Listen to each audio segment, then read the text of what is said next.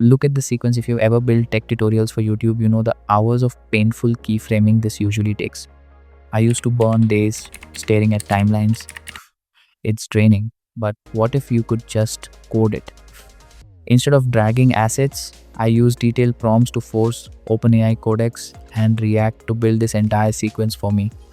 No After Effects, zero keyframing. Today, I'm revealing my exact pipeline to automate faceless videos 10x faster. We are compiling, debugging, and rendering on the fly. Let's get into it. Alright, let's jump right in.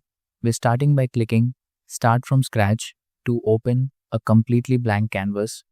I'll name the project No Credit Intro and make sure we have the powerful GPT-5 model selected from the drop-down menu to handle our generation.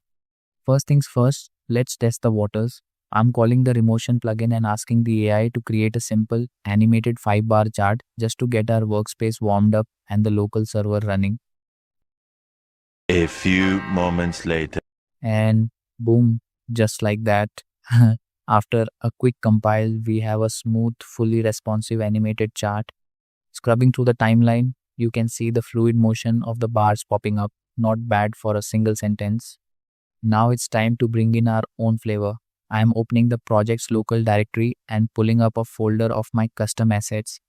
I'm grabbing everything, the AI logos, background tracks, some glitch sound effects, and of course, a GigaChad meme, and dragging them straight into the project's public folder so the AI has direct access to them for the animation. Here is where the magic happens. I'm feeding the AI a massive, highly detailed prompt. I'm asking for a dark retrogrid background, 3D metallic pedestals, our ChatGPT, Claude, and Gemini logos hovering on top. A few moments later. Okay, let's check the generated preview. The neon pedestals and floating logos look incredible, but that text glow is way too intense. It's practically unreadable. I'll just quickly type a prompt to tell the AI to reduce that glow effect. Much better.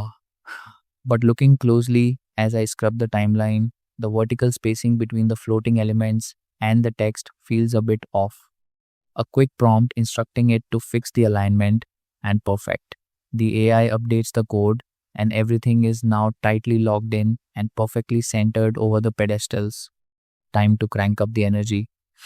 I'm instructing the AI to add a rapid glitch transition into a high impact grid of our GigaChart avatars, followed instantly by a split screen layout. Let's scrub through this new sequence carefully to check the frames. The transition is sick, but wait. Right there at exactly 4 seconds and 17 milliseconds. We have a brief blank frame glitch before the avatars fully appear. I'll just point out that exact timestamp to the AI and have it extend the avatar image to bridge that gap. I'll play it back and flawless. The glitch is completely gone. For the grand finale, I want the screen to literally shatter into neon shards.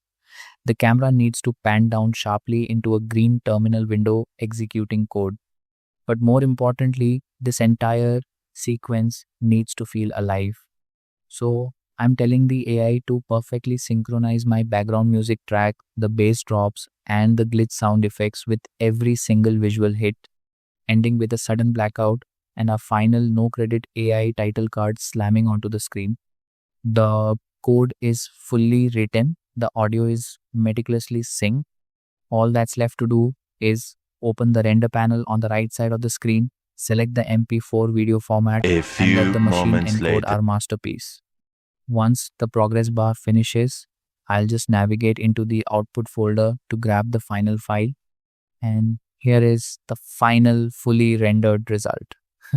Sit back, turn your volume up, and check this out.